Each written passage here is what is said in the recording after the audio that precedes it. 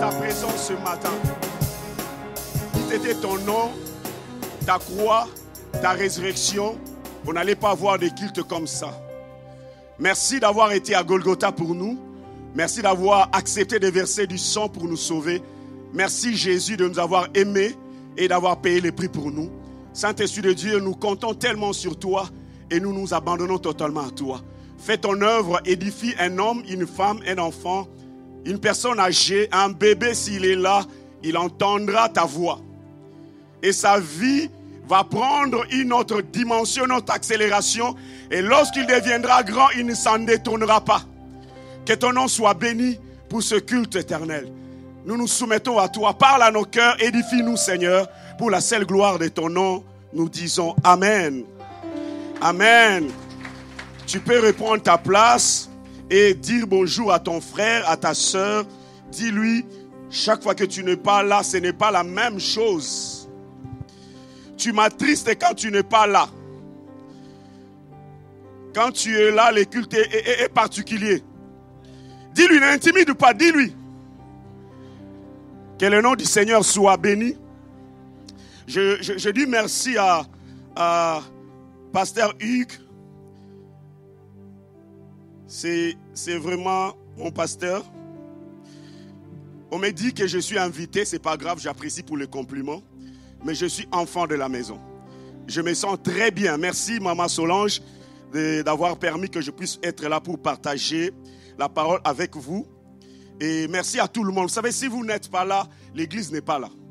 Donc l'église, c'est vous. Que personne ne te dise pas, tu comptes pour cette église.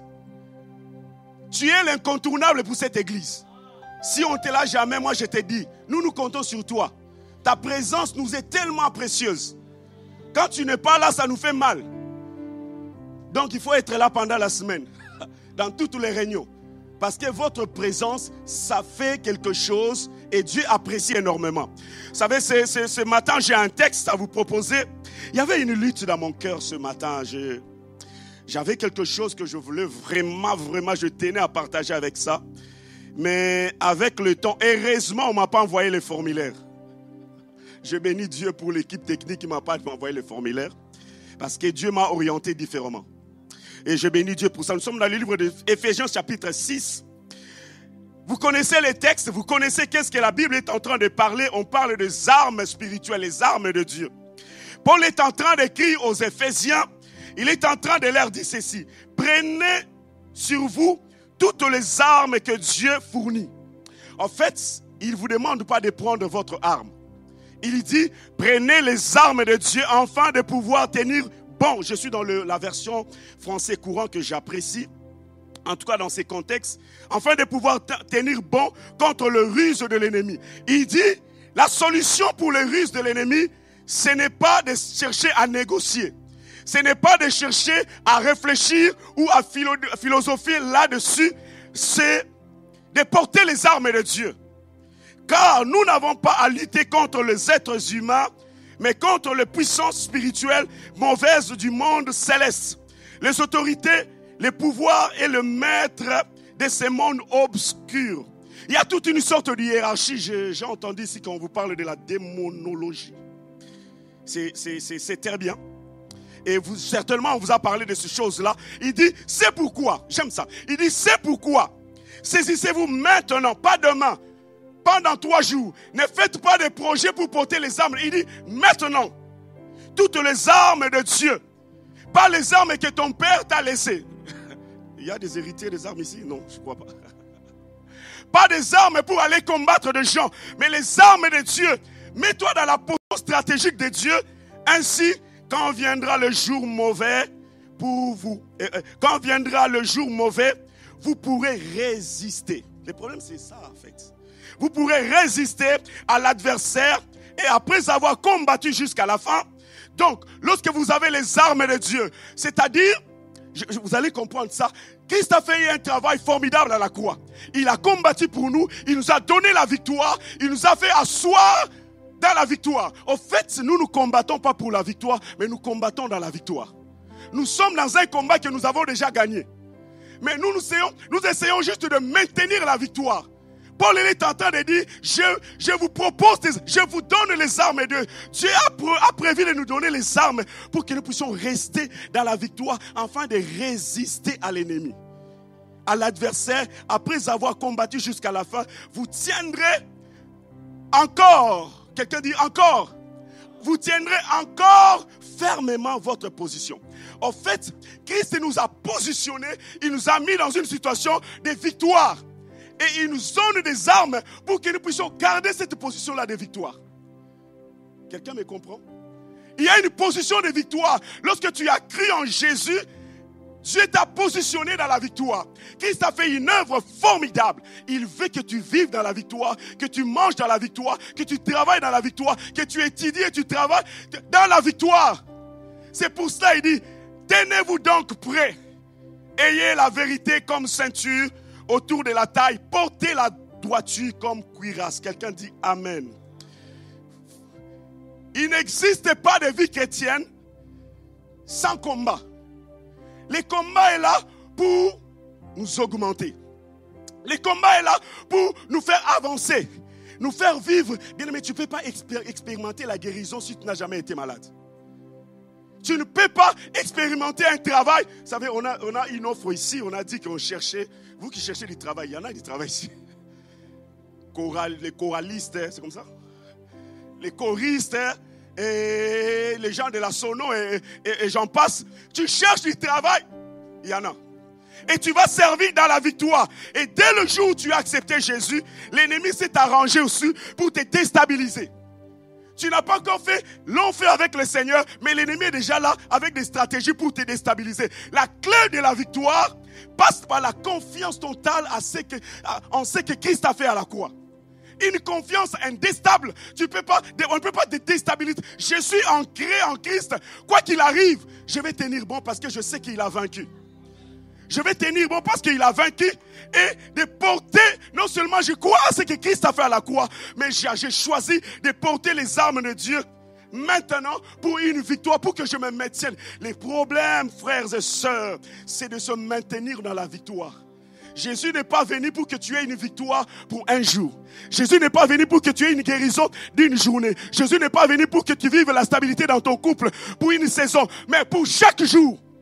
Notre combat, c'est de rester dans la grâce. Notre combat, c'est de rester dans la victoire. Souvent, on a la victoire aujourd'hui et demain, tu vois, le frère, il tombe. Demain, la sœur n'est plus là. Demain, bien aimé, les problèmes de se maintenir. Il dit, c'est pourquoi saisissez-vous des armes de Dieu pour résister. Quand tu es maintenu dans la victoire, tu es en train de résister et de tenir bon. Tu résistes. Quoi qu'il arrive, je résiste. Ça n'a pas été, je résiste. Un jour à la fois, nous vivons dans la victoire. Ce matin, j'aimerais vous proposer un thème, la vérité pour une victoire permanente.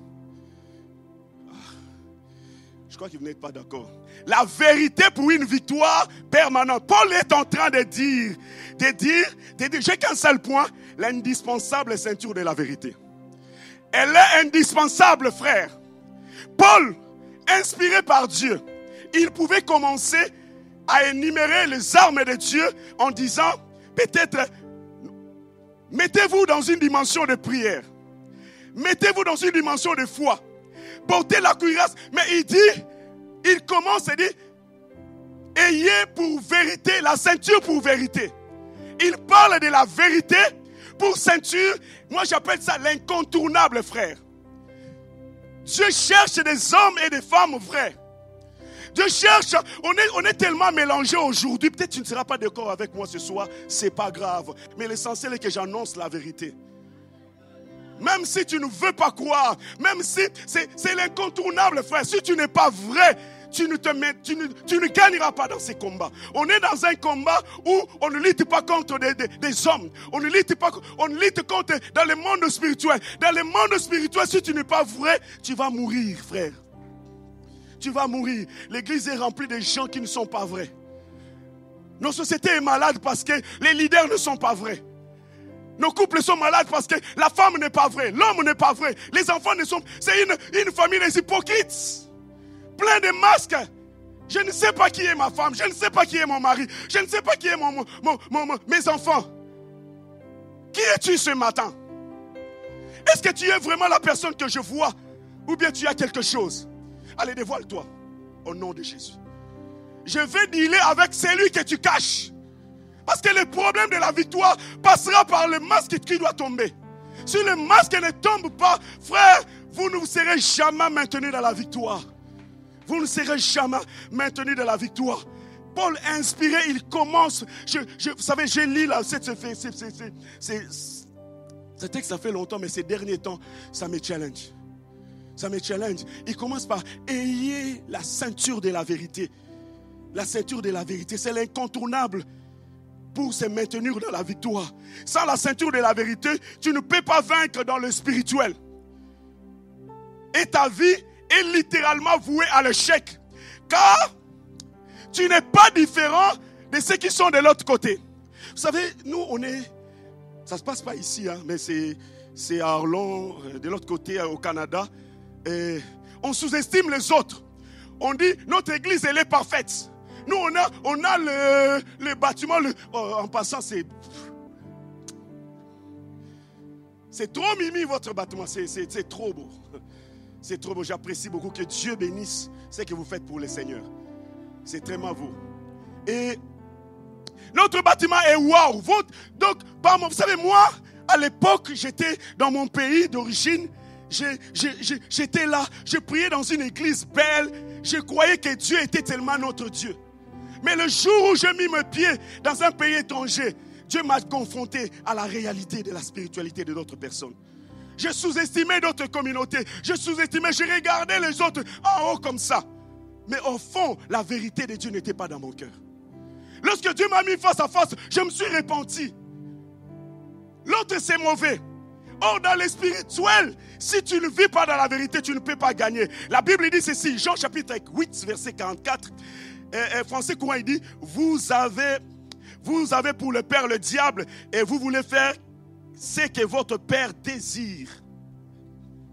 Il dit, Jésus continue à dire, il a été meurtrier dès le commencement.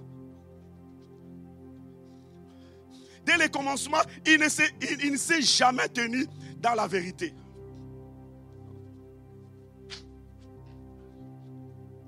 Il ne s'est jamais tenu dans la vérité parce qu'il n'y a pas la vérité en lui. Donc, et il continue, quand il dit des mensonges, il parle de la manière qui lui est naturelle. Donc, il révèle qui il est. Le diable, il est tellement à l'aise quand il parle, hein, il te trompe. J'aimerais te dire, même si le diable te dit, demain, il va te donner 1000 euros, et demain matin, tu te réveilles, tu as 1000 euros, n'oublie pas, il est menteur. C'est du mensonge. C'est du mensonge, parce que son but est de te détruire. Il va te détruire.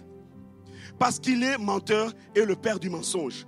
Si tu n'es pas dans la vérité, tu ne peux pas vaincre le diable parce que le diable ne combat pas le diable.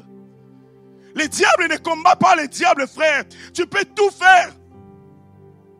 Mais pour se maintenir dans la victoire, il faut la vérité. Notre victoire dans le monde des ténèbres dépend de comment nous sommes ancrés dans la vérité. De comment nous sommes assis dans la vérité ou comment nous sommes vrais envers Dieu, vrais envers nous-mêmes, vrais envers nos semblables. Il y a 3 dimensions dans la vérité. Il y a être vrai envers Dieu, vrai être envers moi-même, vrai envers les autres. La première dimension, être vrai envers Dieu, vous savez tous, c'est juste une disposition de cœur qui pousse une personne à être sincère et manifester une franchise authentique envers son Créateur. Une disposition du cœur où tout ce que tu fais, tu ne joues pas un rôle. Tu ne cherches pas à faire semblant envers Dieu. C'est une hypocrisie chrétienne, si je peux dire, que de faire semblant. Tu sais que Dieu sait. Mais tu viens avec un masque devant celui qui connaît tout. Tu viens avec un masque devant lui. C'est reconnaître ses fautes, ses doutes, ses faiblesses, même aussi sa foi, sa confiance et sa gratitude envers Dieu. Tu ne pêches pas si tu dis, Seigneur, je n'en peux plus. Je n'en peux plus, Seigneur. Tu vois, dans cette situation, vous savez, tu ne pêches. Vous savez, moi, quand j'ai rencontré ma femme, je suis rentré dans ma chambre d'étudiant. J'ai prié, j'ai dit, Seigneur, tu vois combien j'aime cette sœur. J'en peux plus. Elle me fait craquer. Je l'aime, Seigneur. Qu'est-ce que je peux faire? Mais maintenant, comment est-ce que je vais y arriver? Aide-moi. Est-ce que je suis dans le bon? Bien-aimé, ça, tu es sincère envers Dieu. Mais pourquoi vous cachez vos cœurs à Dieu? Dites-moi, il connaît vos cœurs. Pourquoi tu caches? Tu joues l'hypocrisie, cache avec Dieu. Vous savez, on est dans nos églises, il y a des gens qui aiment jouer un rôle. Il joue un rôle, vie d'apparence. Il joue, quand tu le vois là, en train de faire des choses, c'est comme s'il est le petit frère de Dieu. Voilà. Arrête de jouer un peu à ton petit pasteur, à ton grand apôtre. Sois normal devant Dieu. Dieu n'a qu'à faire des apparences. Soyons normaux. Dites au Seigneur, Seigneur, ici je n'arrive pas. Je me sens tellement faible, Seigneur. Si tu ne viens pas à mon secours, je vais faire naufrage. Ne pas faire semblant dans la foi. Quand tu ne veux plus, Seigneur, il y a un homme qui a dit, viens au secours de ma foi. Est-ce qu'aujourd'hui, il y a encore des gens qui font de telles prières? Enfin, moi je crois que Dieu va agir. Mais au fond de ton cœur, tu ne crois pas. Je crois vraiment. Je crois, mais quand tu rentres dans tu commences à chercher les solutions par moi. Mais quand tu viens humblement, tu ne joues pas. Tu n'es pas dans une sorte d'hypocrisie religieuse. L'hypocrisie religieuse où vous cherchez les reconnaissances de votre pasteur, que le pasteur va te dire ceci, tu sers Dieu, tu attends que le pasteur dise, oh la sœur là, quand elle chante, quand elle prie, sottise. Sois vrai, dis au Seigneur, oh, que Dieu me donne. Je me souviens le jour où on priait avec les amis, on était là, on n'avait pas un temps de prière, on n'avait pas un programme de prière. On s'est rencontrés comme ça dans ma chambre, ça nous prenait là, il y en a un qui venait jouer avec sa guitare, ça nous prenait, on répandait nos cœurs, on disait, Seigneur, nous n'avons besoin que de toi. Tu vois, on est foutu, je n'ai pas d'argent, je ne sais pas comment ma vie serait. Juste répandre son cœur, être vrai envers Dieu. Dieu te connaît. Il y a deux gars qui viennent, Jésus parle de deux gars, vous connaissez l'histoire. Luc chapitre 18, verset 10. Il y en a un pharisien et puis un publicain. La Bible dit ceci, ils montèrent au temple pour prier et l'un était pharisien et l'autre publicain, collecteur d'impôts. C'est des personnes mal vues. Les pharisiens debout priaient. Écoutez cette prière. Ainsi en lui-même, oh Dieu, je te rends grâce que je ne suis pas comme les restes des hommes qui sont ravisseurs, injustes, adultères, ou même comme ces publicains. J'allais dire républicains. J'allais avoir chaud avant de rentrer chez nous. Et il lui pointe même des doigts, comme ces publicains, ces collecteurs d'impôts. C'est ravisseur, c'est voleur, c'est lui qui augmente les taxes. Si je manque, c'est parce que lui, il prend tout. Je gêne 2 fois la semaine. Vous gênez combien de fois ici? J'ai entendu juste une seule fois. Et par moment, tu ne gênes pas. La dernière fois que tu as gêné, c'était quand? Ne dis pas. J'entends quelqu'un dire, pasteur, ne va pas là-bas. Bien. Désolé. Tu as bien commencé. Tu avais bien commencé, mais tu commences à extrapoler. Calme-toi, mon gars. Oui, je vais me calmer. Merci de me rappeler. Je donne la dîme de tous mes revenus. Ouh, ça, pasteur, n'insiste pas là-bas. De tous mes revenus. Lorsqu'il plante ses roses, au début du printemps, il a 10 roses qui sortent. Il va prendre une rose comme une dîme, il l'amène à l'église. Même des roses. Même des ciboulettes. C'est ciboulette, on appelle ça ciboulette. Il plante là, au bord de ta fenêtre, tu as mis. C'est sorti combien? Tu fais ça pour toi. Mais lui, il amène dîme à l'église. Je prends des exemples vraiment les plus faibles pour que tu comprennes. Tout ce qu'il fait, quand quelqu'un lui donne, il fait une affaire de 5 000, il sait donner. Mais toi, tu le fais. Écoutez les publicains, il dit, la Bible dit, ces tenants à distance n'osaient même pas lever les yeux au ciel. Il disait, mais il s'est frappé la poitrine en disant, oh Dieu, sois apaisé envers moi qui suis un pécheur. Dites-moi, est-ce que le pharisien là, il n'était pas pécheur? La Bible dit, tous sont péchés, sont privés de la grâce de Dieu. Mais lui, il est dans les apparences. Je suis pharisien. Je suis une personne reconnue dans mon quartier, dans mon milieu. Et je vais rappeler à Dieu qui je suis. En fait, c'est ça. Seigneur, si tu ne connais pas, je donne ma dîme. Si le pasteur n'a pas envoyé la liste des gens qui donnent la dîme, moi je vais te rappeler. Avant que la liste n'arrive, tu dois savoir. Apparence. Apparence. Bien-aimé, j'aimerais dire à quelqu'un, avant d'apparaître, il faut être. Si tu n'es pas là, tout ce que tu fais, c'est de la foutaise. Ce qui compte pour Dieu, ce n'est pas ce que tu fais, mais ce que tu es. Car ce que tu es dépend, ce que tu fais dépend de ce que tu es. Avant que Dieu approuve ton offrande, il approuve d'abord la personne. Qui es-tu? Qui es-tu? Est-ce que je peux compter sur toi? Qui es-tu? Est-ce que je peux vraiment? Est-ce que Dieu peut compter sur toi?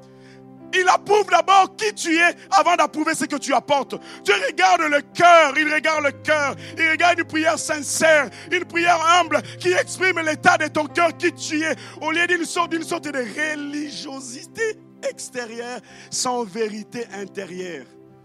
Zéro. Est-ce que tu es vrai envers Dieu? J'aimerais dire, être vrai en Dieu, être vrai envers Dieu appelle à un alignement sacré. C'est un alignement sacré, c'est-à-dire je m'aligne par rapport à ce que Dieu fait pour moi.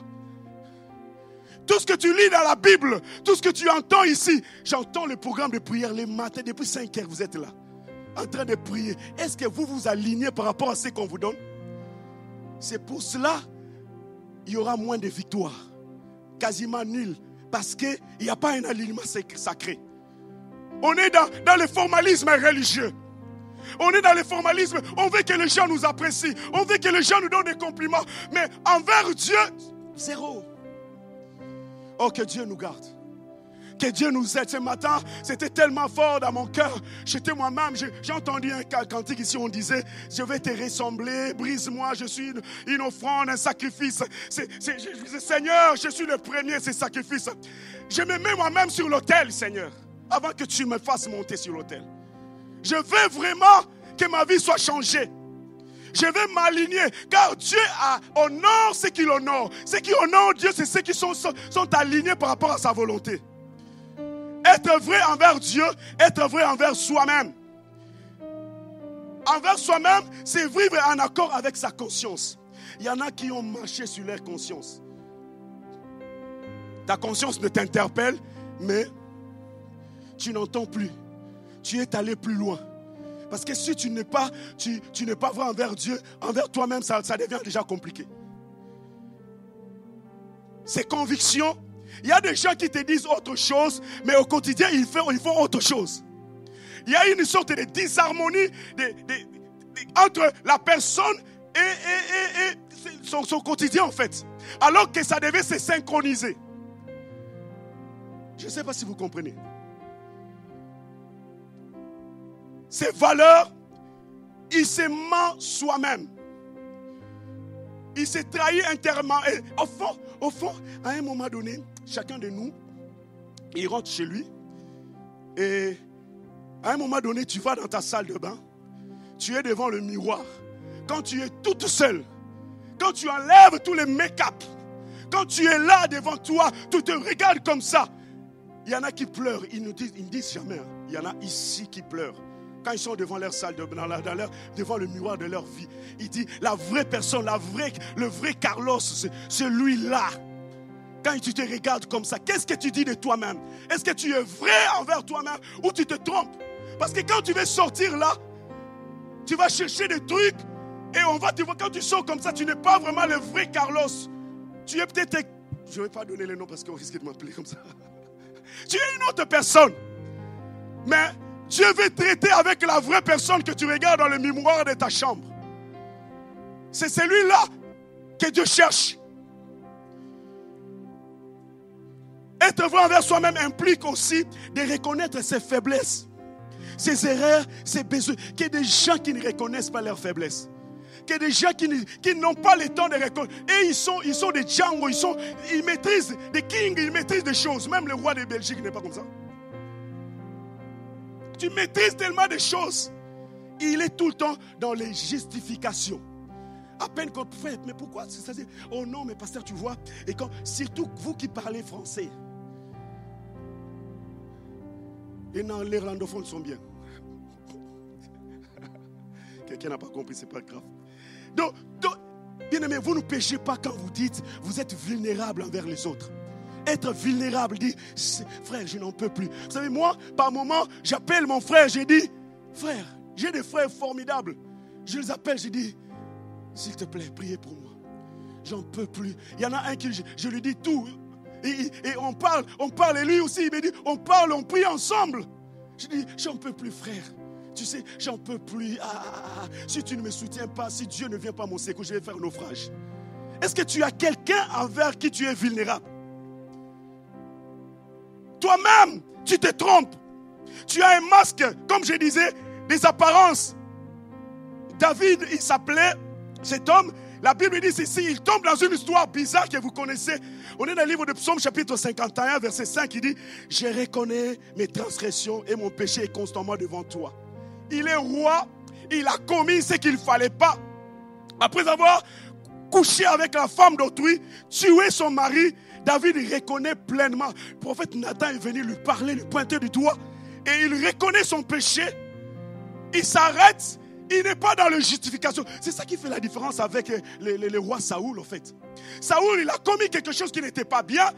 Et le prophète se présente, il commence à se justifier. C'est le peuple est en train de partir. Il y a eu ceci, je sais rester seul, tout ça. C'est pour cela que je fais. Il se trompe lui-même. Il est dans le faux. Que Dieu me donne une église des hommes et des femmes vrais. Que Dieu me donne des pasteurs qui sont vrais. C'est encore compliqué quand vous avez un leader qui est faux. Qui est faux. Vous savez, je peux rester sur ça des jours et des jours en train de vous donner des exemples. Des faux, des couples où l'homme est faux, la femme est faux. Je vous parlerai de mon dernier point. Où c'est le mélange de faux. Ils font du surplace. Depuis que vous êtes venu en Europe, vous n'avancez pas parce que tu ne fais que tromper ton mari. Come on. Vos enfants sont en train de souffrir et vous continuez comme ça, année après année. Hey, Jésus va revenir, tu vas aller où?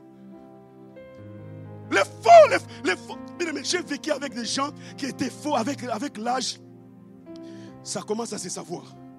Quand tu les regardes comme ça, tu les rencontres comme ça, ils te regardent. Hey, tu es béni. Non, je ne suis pas béni, je suis dans le vrai. Vous croyez la bénédiction, c'est le fait d'être en Europe? La bénédiction, ce n'est pas le fait d'être pasteur. Pour avoir de l'argent, il ne faut pas être pasteur. Hein. Si vous croyez venir dans le ministère, vous serez riche. Détrompez-vous. Je travaille, je gagne ma vie mieux que d'être pasteur. Il n'y a pas qu'un seul prophète. Soyons vrais envers nous-mêmes. C'est justifié tout le temps. Je suis fatigué des gens qui se justifient. Frère, tu as commis quelque chose qui n'est pas bien, répands-toi. Et tu avances. David est en train de se répandre. C'est avoir le courage, être vrai envers soi-même, c'est avoir aussi le courage de se regarder en face après avoir fauté et revenir avec humilité vers Dieu pour dire, Seigneur, au pied de la croix, j'ai été la personne que je ne devais pas être. Toi-même, avant que ton pasteur vienne te citer 15 000 versets, avant de te repentir. Toi-même, tu viens au pied de la croix pour te repentir, pour chercher la restauration. Une repentance sincère comme David. Il ne fait pas de justification. Il vient juste s'humilier pour dire, Seigneur, j'ai besoin de ta grâce. Qu'est-ce que David aujourd'hui? On admire David. Mais cette histoire-là, c'est une tâche dans sa vie, dans son ministère. On dit, quand on parle de lui, on dit sauf, blablabla, des bonnes choses, sauf dans l'histoire. Ah oui, vous connaissez bien la Bible. Merci, pasteur Hig. Ça a resté comme une tâche. Être vrai envers Dieu, être vrai envers soi-même, être vrai envers les autres. Je ne sais pas si quelqu'un se retrouve. Je ne sais pas si mon passage aujourd'hui, ça t'aide à t'aligner par rapport à ce que Dieu veut pour toi. Ma prière est qu'en sortant de ces lieux, ta vie ne reste plus la même. Ta vie ne reste plus la même. Dieu cherche des hommes et des femmes vrais. Il dit, être vrai envers Dieu, envers soi-même et envers les autres. Ça, c'est la totale. S'il n'y a pas l'accord entre ton cœur et Dieu, tu n'es pas en accord avec toi-même, avec les autres, ça devient compliqué. Ça devient compliqué. C'est vivre dans la transparence. Les gens n'aiment pas la transparence. Les gens n'aiment pas l'audit. Si je dis aujourd'hui, on va faire l'audit, frère, tu exagères. J'envoie l'argent à une de mes sœurs, je lui fais faire une affaire, on a monté une affaire et elle travaille. Et à un moment donné, je l'appelle, oh, c'est comment l'affaire? Elle me dit, ah non, on a fait ça, oh, c'est arrivé, on a monté ça, c'est bien, on a fait, et ça marche. Et deuxième fois, je dis, bon, par mois, tu fais combien? Par jour, d'abord, c'est combien? Et puis, il me dit, ah, mais toi, tu poses beaucoup de questions comme ça. Moi, c'est moi qui est sur le terrain, blablabla. Je dis, oh, mais c'est moi le pourvoyeur. C'est moi le boss, n'est-ce pas? C'est mon argent. Donc, tu dois, bien aimé, Dieu a raison de nous poser des questions. Qu'est-ce qu'il dit à l'histoire de Caïn et Abel? Où est ton frère? Qu'est-ce qui se passe? Parce que les gars n'étaient pas vrais. Ils commencent à chipoter. Bien aimé, on ne chipote pas avec Dieu. Tu es responsable de celui qui est à ta droite et à gauche, que tu ne veilles ou pas. C'est comme ça. Bien aimé, tu n'as pas choisi tes parents, tu n'as pas choisi tes frères, tu n'as pas choisi tes sœurs. Les femmes, on les a choisies. Les hommes aussi. C'est pour cela, par moment, on les vit. Je ne vous encourage pas, c'est juste pour expliquer le contexte. N'allez pas dire ça, en fait. N'allez pas dire, n'enlevez pas, ne coupez pas les morceaux. Je sais que vous êtes des spécialistes. Tu n'as pas choisi tu es appelé à vivre avec ton frère là, peu importe ce qu'il est. Dieu, quand il a appelé ce frère là, il sait qu'est-ce qu'il va t'apporter. Être vrai envers les autres, c'est vivre dans la transparence, dans la sincérité, la justice, la loyauté. Quelqu'un dit Amen. Je veux être loyal quoi qu'il arrive. Avec mon frère, avec ma soeur, avec mon pasteur, avec mes parents. Cela veut dire refuser de tromper, de jouer un rôle comme je disais tout à l'heure. Bien aimé, qu'il y ait des amis faux, qu'il y ait des mariés faux. Tu manges avec, tu fais tout avec, mais ils te trompent avec les yeux ouverts. Tu as ton téléphone, il ne connaît même pas. Mon téléphone, si je donne à mon fils, il sait le déverrouiller. Je n'ai rien à me reprocher. Chaque jour, je prie que Dieu m'en garde. Je n'ai rien, il n'y a pas de vidéos suspectes. Même ma plus jeune, elle sait déverrouiller.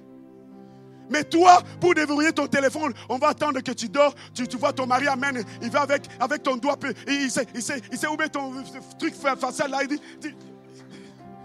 parce qu'il veut. Bien aimé, qu'est-ce que tu caches? Qu'est-ce que tu caches? Ton profil Facebook ou WhatsApp, tout ce que tu peux. Vous savez, ce que vous mettez dans vos profils révèle ce que vous êtes. Si tu ne sais pas, ça révèle. Moi là, je suis spécialiste. Quand je regarde, je sais que tu es en train de nous tromper. La Bible dit, on les connaîtra par leurs fruits. C'est que tu mets, par moment, tu vois quelqu'un, il est dans la misère. Il met des chansons religieuses. Moi, je n'ai que Jésus, oh, mensonge. Mensonge. Tu chanteras ces cantiques-là 10 000 fois, mais tu ne vivras pas dans la victoire parce que tu n'es pas vrai. Ce n'est pas le fait de mettre dans vos profils des chansons religieuses qui va changer quelque chose alors que tu es hypocrite. Répands-toi, mon frère. Répands-toi. Tu trompes qui? Tu trompes qui? Tu es en train de vivre dans la misère, mais tu ne veux pas te libérer. Dieu cherche ta restauration. Dieu veut te changer. Alors arrête de tromper les autres. Arrête de tromper. de manipuler les autres, que des pasteurs manipulateurs. Pour avoir quelques billets d'euros, pour avoir quelques billets de dollars. Oh, que Dieu nous garde de ces choses-là. C'est la demande, pour être vrai envers les autres, ça demande du courage. Parce que ça peut déplaire. On ne va pas t'acclamer tout le temps parce que tu es vrai. Vrai envers ta femme. Il y a des gens qui, les femmes ne savent pas combien ils gagnent. J'entends quelqu'un dire, pasteur, non. Oh non, il ne faut pas dire tout ce que tu gagnes à ton mari parce qu'il faut avoir quelque chose, tu fais les tontines. Bêtise, tu es en train de détruire ton couple. Parce que la Bible dit c'est qu'un homme a sémé, il les moissonnera. Quand toi tu fais ça, ton mari va faire comme ça. Vous êtes en train de briser votre couple. Vous ne pouvez pas bâtir quelque chose de solide. Vous avez fait 15 ans dans ce pays. Vous êtes en train de faire du surplace parce que vous n'êtes pas vrai. Vous avez fait 20 ans dans ce pays. Vous n'avez même pas une chambre. Vous ne pouvez même pas, alors que vous gagnez de l'argent. Vous gagnez de l'argent en train tout le temps d'envoyer de l'autre côté, en train d'envoyer un pasteur, un prophète de l'autre côté, espérant que la parole d'un prophète va changer ta vie. Bêtise, ça ne changera pas si tu n'es pas vrai. Si tu n'es pas vrai avec les autres, qu'est-ce que tu dis? Bien-aimés dans le Seigneur, posez la question à votre femme. La meilleure personne qui peut parler de vous, c'est vos enfants et vos femmes, vos maris. On s'arrête un moment, on va demander les hommes de côté. Non. On pose des questions. Qui est cet homme-là? Vous l'appréciez ici, mais quand il rentre à la maison, c'est un boxeur professionnel. Pourquoi tu la tapes, frère? Pourquoi tu l'insultes, sœur? Pourquoi du coup, conséquence, les enfants sont devenus impolis. Mais pourquoi les enfants sont impolis? C'est ce que vous avez semé. Oh Seigneur, je prie que ces choses ne soient pas dans cette église au nom de Jésus. Je déclare au nom de Jésus que ça ne sera pas ton cas. Si tu es dans ces choses-là, aujourd'hui c'est le jour de la repentance. Si tu es dans ces choses-là, aujourd'hui c'est le jour du changement. Il y a assez de grâce ce matin pour changer ta vie et que tu entres dans la victoire avec Dieu. Arrête de jouer un rôle. La loyauté fait appel à une honnêteté, un engagement constant envers les autres. Quelqu'un t'a prêté son argent, frère. Mais pourquoi tu ne rembourses pas? Ça fait 15 mois. Le frère en a même parlé au pasteur. Le pauvre pasteur, il n'est pas là. Dieu n'a pas l'a mis là pour juger vos trucs. Non.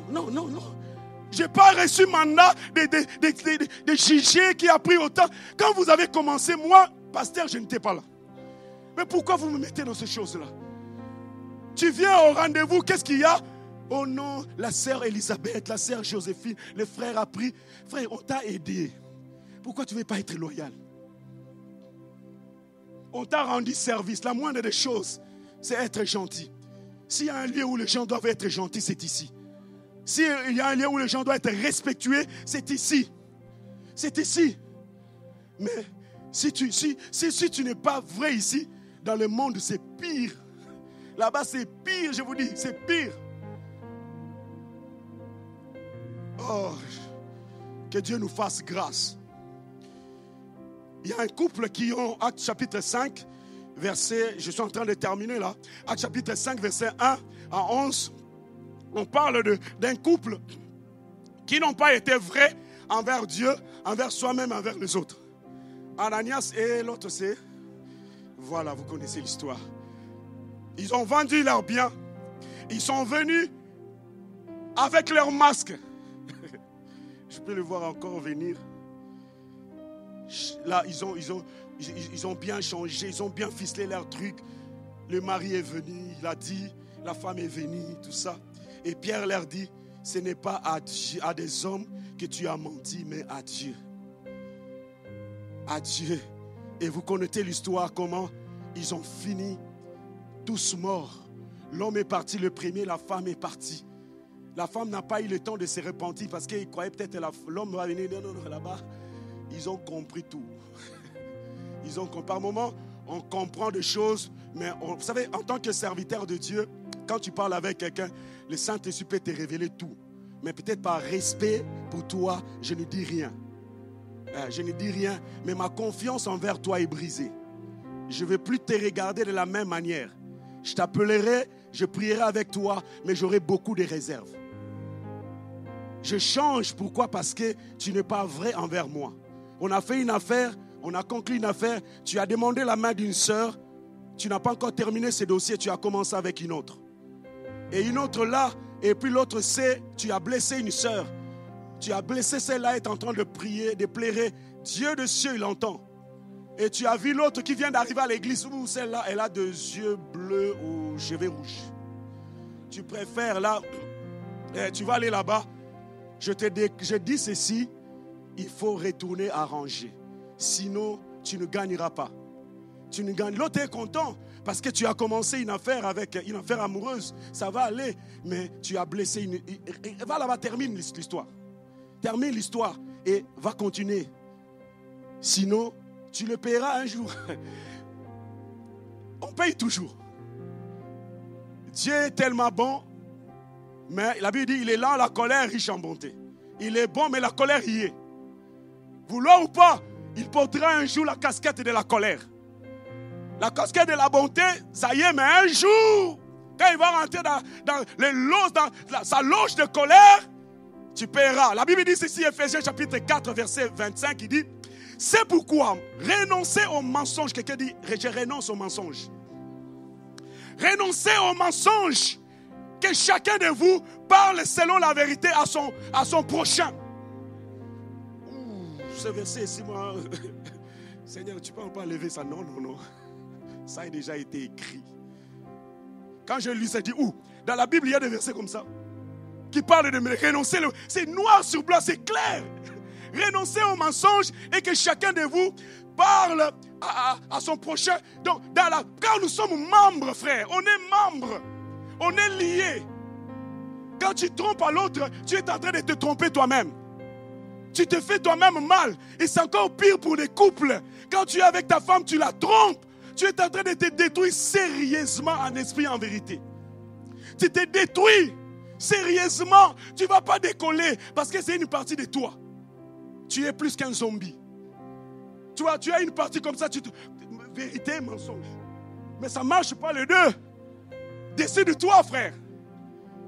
Renoncez au mensonge. Il y a un appel au renoncement du mensonge ce matin. Être vrai envers les autres. Ça nous interpelle à être juste, à être correct. Mentir, pas mentir son prochain.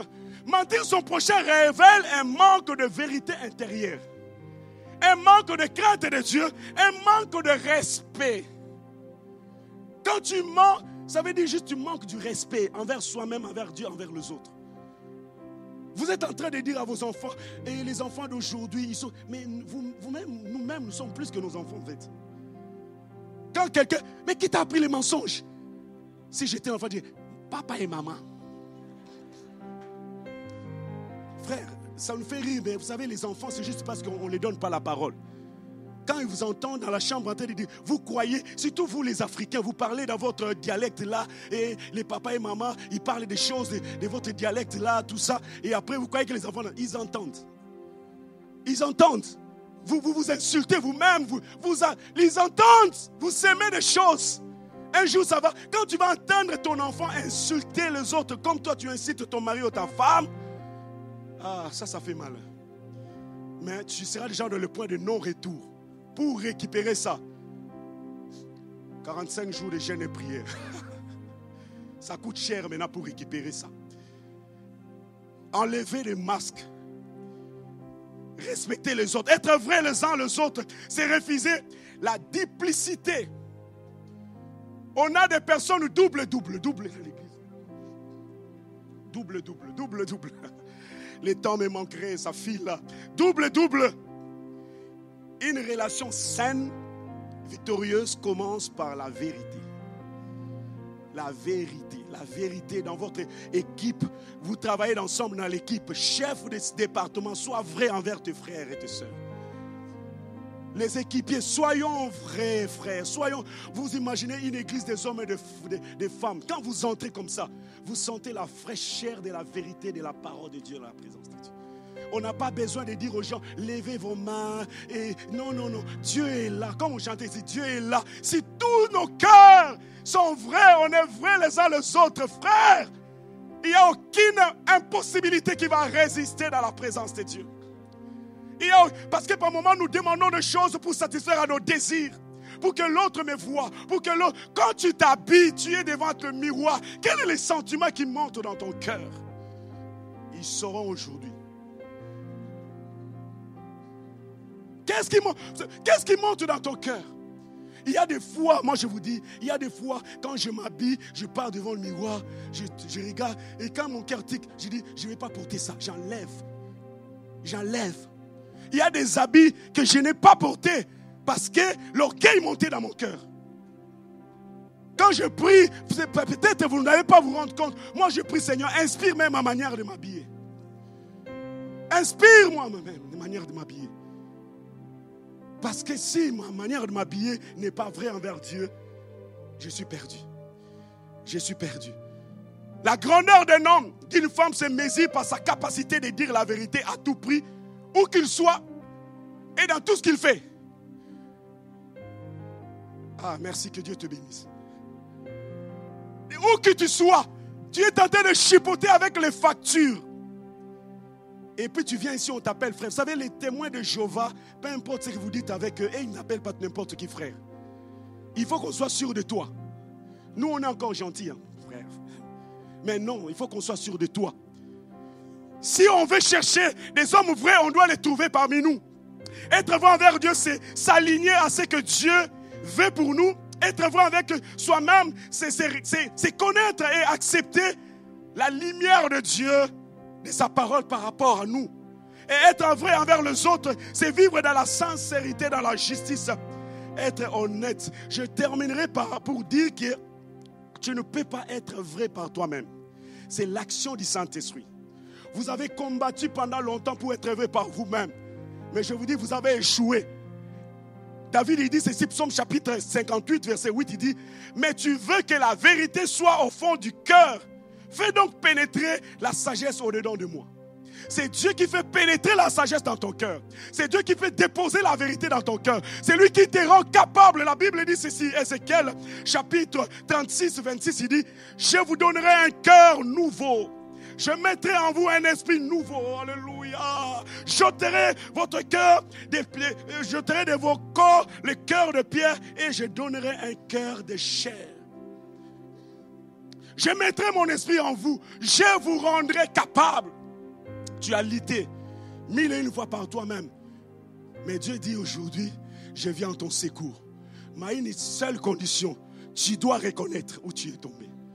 Si tu ne reconnais pas, tu n'avanceras pas. Si tu joues au king, tu joues à celui qui maîtrise toutes choses, tu n'avanceras pas. Tu n'avanceras pas. Tu vas tout faire, mais tu n'avanceras pas. Dieu veut que tu puisses vivre dans la dimension qu'il veut pour toi. Dieu veut que tu puisses jouir de tout ce qui a du bien dans sa présence pour toi. Bien-aimé, on est porteur de plans divins. Quand tu es né dans le sang de ta maman, la Bible dit, Dieu t'a tissé. Il a programmé des choses. Et chaque jour, ces choses-là doivent se réaliser. Mais ça ne se réalise pas quand tu bascules dans le faux. Quand tu bascules dans le faux, mais Dieu veut que tu retournes.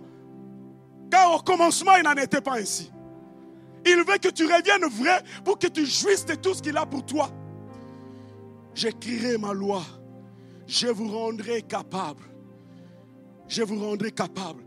Je prie ce matin que nous puissions faire tomber le masque de l'apparence. Pour dire, Seigneur, mais voici, je suis vraiment, les gars là, je suis là. Change ma vie. Rends-moi capable. Rends-moi capable. C'est alors que nous pourrons porter les armes de Dieu et vivre dans la victoire permanente. C'est alors que nous pouvons changer nos vies et accéder. Ce matin, il y a un appel, un homme, une femme qui dit, Seigneur, je viens humblement à tes pieds, je reconnais que je n'ai pas été la femme, l'homme, le fils que tu voulais que je sois. Je vais tout simplement m'humilier devant toi et je m'abandonne. Change ma vie. Je vais prier pendant quelques minutes avec un homme et une femme. Je ne sais pas comment tu as compris cette parole. Je ne sais pas.